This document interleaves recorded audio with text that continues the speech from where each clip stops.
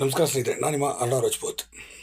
ಇವಾಗ ಇಲ್ಲಿ ನೋಡ್ತಿದ್ದಾರಲ್ಲ, ಇದೇ ಅಧಿಕಾರಿ ಲಾಠಿ ಚಾರ್ಜ್ ಮಾಡ್ತಿದ್ದಾರಲ್ಲ, ಸ್ಟೇಷನ್ ಮುಂದೆ ಬಂದು ನಿಂತ್ಕೊಂಬಿಟ್ಟು ಡಿ ಬಾಸ್ಗೆ ಜೈ, ದರ್ಶನ್ಗೆ ಜೈ ಅಂತಾರಲ್ಲ. ನನ್ನ ಮಕ್ಕಳ ಮೊದಲು ಹೋಗ್ಬಿಟ್ಟು ನಿಮ್ಮ ಅಪ್ಪ ಅಮ್ಮದಿರಿಗೆ ಹೆಂಡತಿ ಮಕ್ಕಳು ಅನ್ನ ಹಾಕಿದ್ರಣ್ಣ, ಫಸ್ಟ್ ನೋಡೋಗ್ರು ಹೋಗ್ಬಿಟ್ಟು ಆ ಕಿತ್ತೊಂದು ನನ್ನ ಮಗ ಮಾಡಿರೋ ಕೊಲೆಗೆ ಹೋಗ್ಬಿಟ್ಟು ಸಮರ್ಥಿಸ್ಕೊಂಡು ಇನ್ನೂ ನಿಂತ್ಕೊಂಡಿದ್ದಾರಲ್ಲ. ನಾಚಿಕೆ ಆಗಬೇಕು ನಿಮ್ಗಳ ಜನ್ಮಕ್ಕೆ.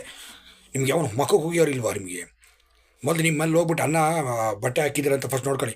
ಅಲ್ಲಿ ಯಾವನೋ ಕೇಳ್ತಾನಂತೆ, ಇವಳು ಹೋಗಿ ನಿಂತ್ಕೊಂಡ್ಬಿಡ್ತಾನಂತೆ, ಇನ್ಯಾವಳು ಹೋಗಿ ಮೈಕ್ ಹಿಡ್ಕೊಂತಾನಂತೆ, ಇವ್ರು ಹೋಗಿ ಹೇಳ್ಬಿಡ್ತಾರಂತೆ. ಪೊಲೀಸರು ಲಾಠಿ ಚಾರ್ಜಲ್ಲಿ ನನ್ನ ಮಕ್ಕಳಿಗೆ ಕಾಲು ಕೈಗೆ ಮುರಿದಿಬೇಕಿತ್ತು.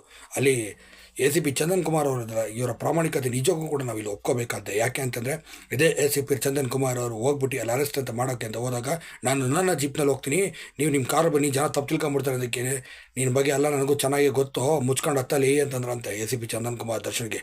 ಆವಾಗ ತಾವು ಗತ್ತಿನ ಮಾತು ನಿಲ್ಲಿಸ್ಬಿಟ್ಟು ಮುಚ್ಕೊಂಡು ಬಂದು ಗಾಡಿ ಹತ್ತದಂತೆ ದರ್ಶನ್. ಚಂದನ್ ಕುಮಾರ್ ಮತ್ತು ACP ಆಗಿರೋದು ಚಂದನ್ ಕುಮಾರ್ ಮತ್ತು ಈ ದರ್ಶನ್ ಇರೋದು ಒಂದೇ ಬೀದಿಲಿ ಅಂತ ಈಗ ಗೊತ್ತಾಗಿದೆ.